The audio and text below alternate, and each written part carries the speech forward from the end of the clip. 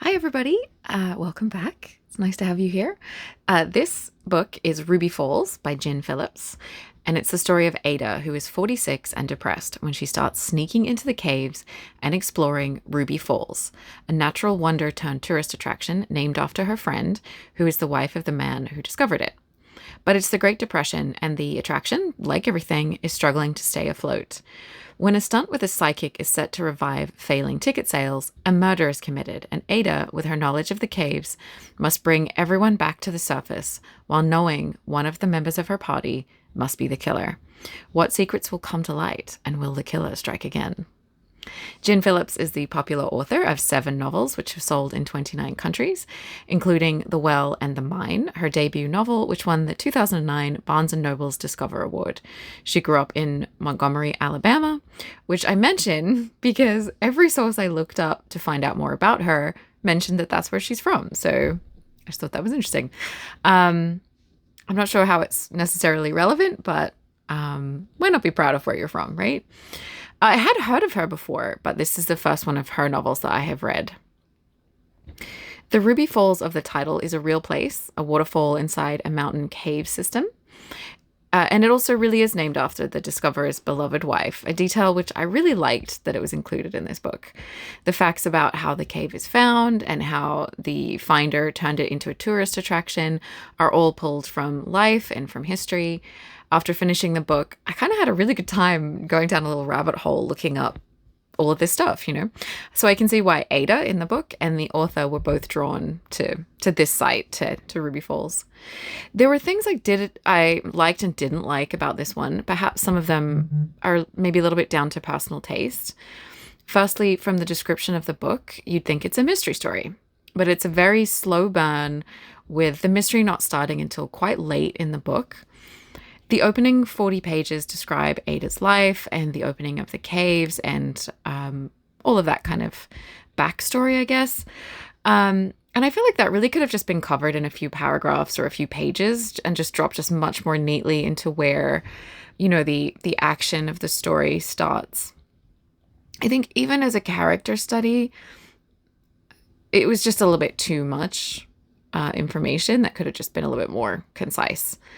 With the murder part of the plot coming in so late, it does read more like a character study with a romance subplot, with the most dramatic points of this story being things like a psychic, a murder, and the notion of a killer in the caves. It feels like the focal or most compelling points of the story are kind of off-center, really, by being pushed to the back of the book. Secondly, the format is disjointed. Ada is the main character, so it's written from third-person perspective, following her.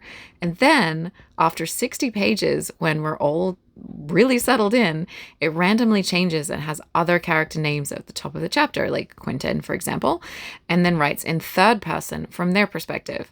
It's totally unnecessary to do this when you're in third person anyway, but it's also just bothersome to start doing this so late in the flow of the story. It just feels disorganized. Phillips has been careful to research her subject and its era. This book is littered with details like the correct flashlights and recently introduced school bus systems. I think she worked hard to create a world that feels real, contains no anachronisms, and I think she's mostly successful. The world feels like it has depth and is well realized, though it felt in tone and character much more like the 50s than the 20s. And actually, the premise of the book had me thinking of the film The Ace in the Hole, if you know that one, from 1951, which, while it's about very different themes, also has sort of a media circus revolving around a cave system, the tourist dollar, the impending demise of one character at its heart. It's actually a great film. So this is me recommending it to you. But yeah, it's kind of a segue there. But the author of Ruby Falls, she creates great atmosphere. I found the book quite readable on the whole, other than the slow pacing, and most especially when the characters were in the cave system. That was kind of interesting, and it feels dark and cold, and you can smell the dampness and kind of feel the grit under your feet, the weight of the stone pressing down on you. It's really very nicely handled and added a layer of tension to the mysterious aspects of the story.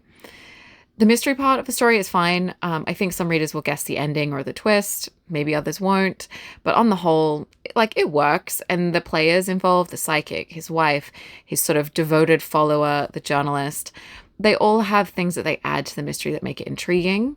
But it just seems so odd to, have like a character study that then switches to become a mystery. And then the book is sold as a mystery, but it's really a character study with a romance. It's just kind of doesn't quite gel.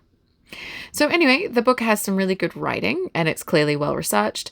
It's atmospheric and it has its points of interest. For me, the things that hooked me in didn't pay off till so late in the book that I just found it dull and slow. So it wasn't a standout for me. But I think, maybe if you kind of know going in that that's what it's like, you might kind of be able to settle in and just enjoy the journey, maybe. Yeah, so this one is for you if the story or the time period appealed to you. I just found it a little dry and slow for my personal taste, but that is Ruby Falls by Jen Phillips. Have you read this one? Have you been to Ruby Falls? Any of you been there? It's definitely not anywhere near me, so I haven't been there, but I do remember going to cave systems with my dad when I was a kid, and I really liked it. I remember really enjoying those kinds of adventures, a little family day out in the cave. So yeah, is that your thing too? Let me know in the comments. And thank you to PGC Books for the ARC of this book for review. And thank you for watching.